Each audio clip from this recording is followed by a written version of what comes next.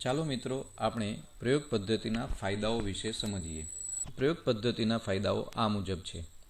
જટિલ પરિસ્થિતિઓમાં પ્રત્યેક પરિસ્થિતિને અલગ અલગ અસર જાણી શકાય. ઘણી બધી એવી પરિસ્થિતિ હોય છે કે જેમાં એક કરતાં વધારે ઘટકોની અસર જોવા મળતી હોય છે. જેમ કે કોઈ એક વિદ્યાર્થીના પરિણામ પર એ વિદ્યાર્થીની અધ્યયન શૈલી, શિક્ષક દ્વારા આપવામાં આવેલા અનુભવો, કુટુંબ દ્વારા આપવામાં આવતી સહાય, તેનું સામાજિક અને આર્થિક સ્તર, આવી ઘણી બધી બાબતો અસર કરતી હોય છે.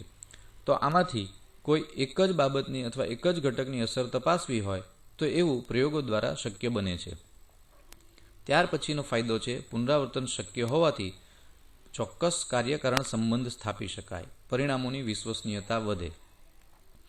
પ્રયોગ છે એ પુનરાવર્તનશીલ છે, જે આપણે આગળ લક્ષણમાં જોયું. એકને એક પ્રયોગ અનેક વખત હાથ ધરી શકાય, અનેક સ્થળે હાથ ધરી શકાય અને અનેક વ્યક્તિઓ દ્વારા હાથ ધરી શકાય, જેથી કોઈ બે ઘટકો વચ્ચે કાર્યકારણ સંબંધો સ્થાપી શકાય છે અને માટે પરિણામો મળે છે એ વધુ વિશ્વસનીય હોય છે.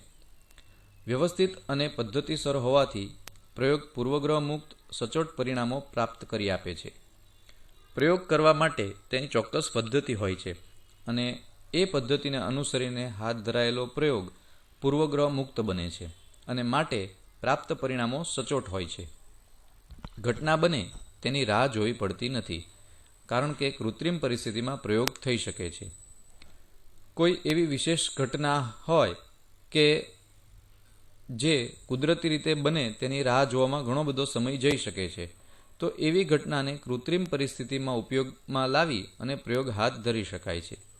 પ્રયોગમાં ઝીણવટને અવકાશ વધે છે.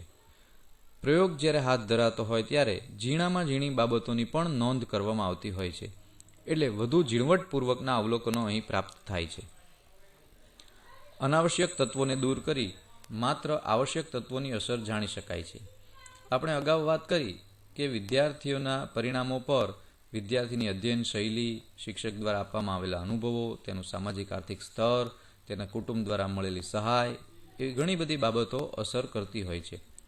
તો એમાં જ્યારે આપણે વિદ્યાર્થીનું પરિણામ અને તેની અધ્યયન શૈલી આ બે માટે જ અભ્યાસ કરી રહ્યા હોઈએ ત્યારે બાકીના બધા જ ઘટકો પર નિયંત્રણ લાવી શકાય છે અને માટે આવશ્યક તત્વોની અસર જ જાણી શકાય છે.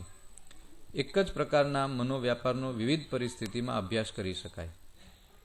કોઈ એક વ્યક્તિ નાખુશ હોય ત્યારે તેના કુટુંબ સાથે કેવી રીતે વર્તે છે, તેના મિત્રો સાથે કેવી રીતે વર્તે છે, તેના શિક્ષકો સાથે કેવી રીતે વર્તે છે, તેના કર્મચારીઓ સાથે કેવી રીતે વર્તે છે, આવી બાબતનો જો આપણે અભ્યાસ કરવો હોય તો અહીં મનોવ્યાપાર નાખુશ પરિસ્થિતિનો છે, પણ જુદા જુદા લોકો સાથે કેવી રીતે વર્તન કરે છે તે જાણી વિવિધ પરિસ્થિતિમાં એ જ મનોવ્યાપાર કેવો થાય છે તે તપાસી શકાય છે.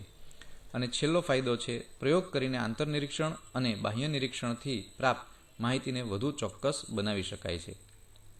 જે પ્રયોગ હાથ ધરવામાં આવે છે તેના દ્વારા જે પરિણામો પ્રાપ્ત થાય છે એ પરિણામો દ્વારા આંતરનિરીક્ષણ દ્વારા પ્રાપ્ત માહિતી કે બાહ્ય નિરીક્ષણ દ્વારા પ્રાપ્ત માહિતીની ચકાસણી થઈ શકે છે.